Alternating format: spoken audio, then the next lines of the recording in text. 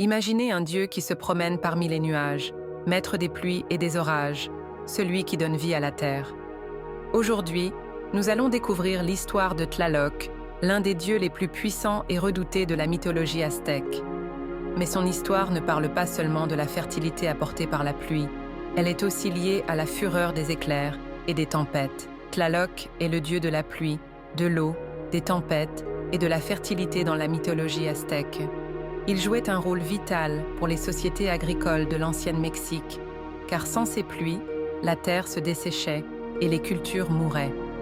Cependant, Tlaloc n'était pas seulement un dieu de l'eau, il était aussi un dieu qui pouvait, avec sa puissance et sa colère, provoquer des tempêtes et des inondations dévastatrices. Mais qui était ce dieu puissant de la nature, et pourquoi était-il à la fois vénéré et craint? L'existence de Tlaloc symbolisait le cycle de l'eau et de la vie. Les pluies qu'il contrôlait redonnaient vie à la terre et assuraient la survie du peuple aztèque. Selon les légendes, Tlaloc vivait dans un palais parmi les nuages et contrôlait la pluie depuis son royaume céleste. Mais l'eau qu'il donnait n'apportait pas toujours la fertilité. Parfois, il déchaînait sa colère et provoquait des inondations qui semaient la désolation. Comprendre la puissance de Tlaloc, c'était comprendre les aspects généreux et terrifiants de la nature. Pour les Aztèques, les cérémonies et les sacrifices dédiés à Tlaloc étaient d'une importance capitale. Ils priaient et offraient des offrandes à Tlaloc pour qu'il fasse pleuvoir et nourrisse leur culture. Lors des rituels de sacrifice, même de jeunes enfants étaient offerts à Tlaloc pour apaiser sa colère et obtenir ses pluies bienfaisantes. On croyait que les larmes de ces enfants satisfaisaient Tlaloc, car leurs pleurs symbolisaient la pluie. Dans l'une des légendes, l'épouse de Tlaloc, Xochiquetzal, déesse des fleurs et de l'amour, fut enlevée, provoquant une profonde tristesse chez Tlaloc qui cessa de faire pleuvoir. Cela cause une grande sécheresse pour le peuple aztèque.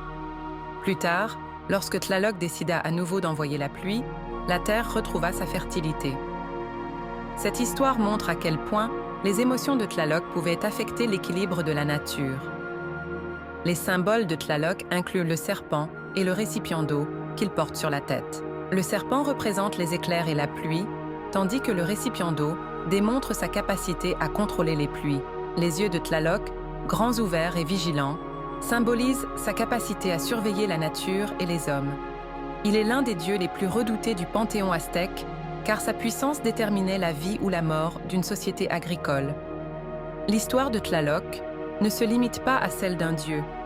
Elle nous enseigne le cycle de la nature et l'équilibre entre la vie et la mort. En tant que dieu de la pluie, Tlaloc était capable d'apporter la vie, mais aussi de la reprendre. Si cette histoire vous a plu, n'oubliez pas de liker notre vidéo et de vous abonner à notre chaîne.